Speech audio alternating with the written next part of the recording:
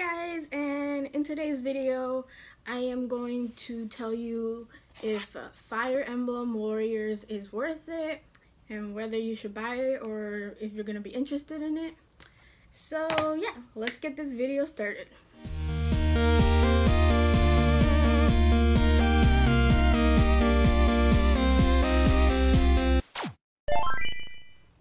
Okay.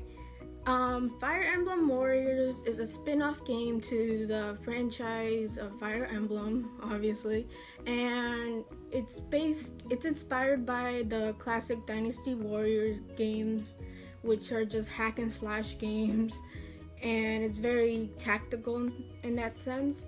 But I should tell you guys now that Hyrule Warriors, which is the counterpart of Fire Emblem Warriors, but you know, with Zelda characters, is the definitive edition. Comes out I believe next month, and I'm not gonna judge this game whether you should buy this game or the definitive edition of Hyrule Warriors. I'm just gonna talk about this game, but I will leave a link to a Reddit post that goes into detail about the differences between this one and Hyrule Warriors. So if you're interested in reading that to make your decision if you want to buy one, I will leave a link down below.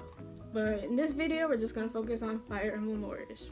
So right now, Fire Emblem Warriors is for the Switch and the 3DS. The Switch one is $45 and the 3DS title is $25. So it came down a lot since the $60 price tag, which I paid for. Fuck. But yeah, it's come down in price, and I can tell you now, these games are not for if you're looking for a Fire Emblem game, because it's a spin-off title. So don't go into it expecting the Fire Emblem formula or things like that. It's totally different. It's a Dynasty Warriors formula game, just with Fire Emblem characters. Starting off with the story is horrible, but it's a spin-off game, and Fire Emblem stories are really not that great to begin with, so the story is very bad. But you're not in it for the story, pretty much. It's just a fan service galore. All the characters, not all the characters, but fan favorite characters are all mushed up into one game, so they just needed a story to put you in. But what really makes the game great and worth the purchase for me is the gameplay. It's like therapeutic, pretty much. It's a hack and slash game, and it's tactical. So if you haven't played a Dynasty Warriors game, which I haven't, but it's like a capture the flag thing, and you gotta, you know, capture all the bases, capture all the outposts, defeat the gatekeepers to open more gates to the you know, the bosses. You gotta beat the bosses, beat like 100 enemies in one special combo. You could change the characters on the fly, like from Lucina to Chrom to Robin. You could change them as you wish. To be mindful of your characters and their strengths and weaknesses. If they're riding a wyvern, which is like a flying dragon, or if they're on horseback, or if not, if they're magic, if they're sword, axe, you know, stuff like that. You gotta prepare before a battle. You gotta pick your team. In the story mode, sometimes it's a requirement to have a certain character, but once you finish the story mode, it's pretty much free mode all around, so you could interchange which characters you want and stuff like that. And you gotta prepare your characters for battle, so you could go to the convoy and pick out weapons that best suit them, and there's even an option to optimize their weapons, which the game does it for you. It finds the best out of what you have and gives it to that character, and you have to give them boost or crest, which are very important. And you could upgrade them with a master seal, which it just boosts their stats up the roof.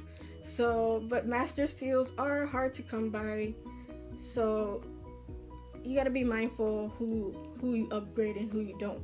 My favorite character is Sakura, which is her. She does a bow and arrow and she's just OP as fuck. And I also like Lucina. I don't like the 2 new characters they introduced for the story. They're very generic. I mean, I wasn't expecting much, but it's kind of like they're really generic. But they do suit the story. And difficulty wise, the game is really easy.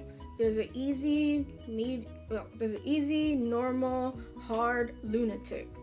I suggest you play it on normal because easy is too easy. You're gonna just run through everybody like butter.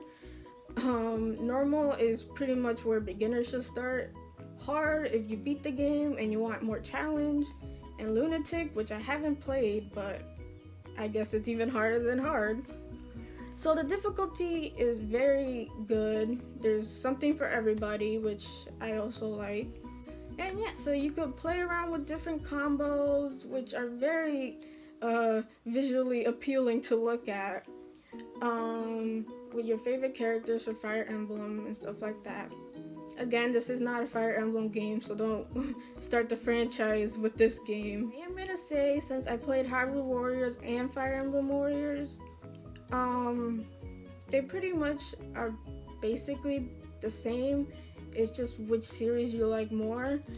But Fire Emblem Warriors is a little bit more strategic, and DLC, which I haven't bought any of them because there's plenty of hours in the base game. But for anybody who wants more maps and more playable characters, there's DLC. I highly recommend Fire Emblem Warriors. It has a lot of hours of content.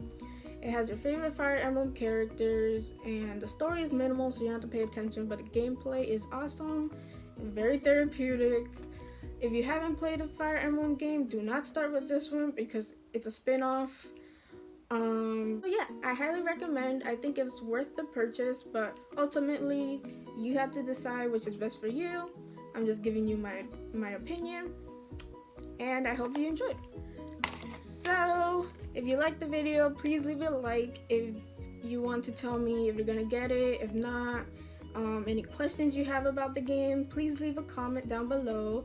And if you really like my videos and videos like these and many more, please consider subscribing. It would mean a lot. And I hope you guys have a wonderful day and play a good game.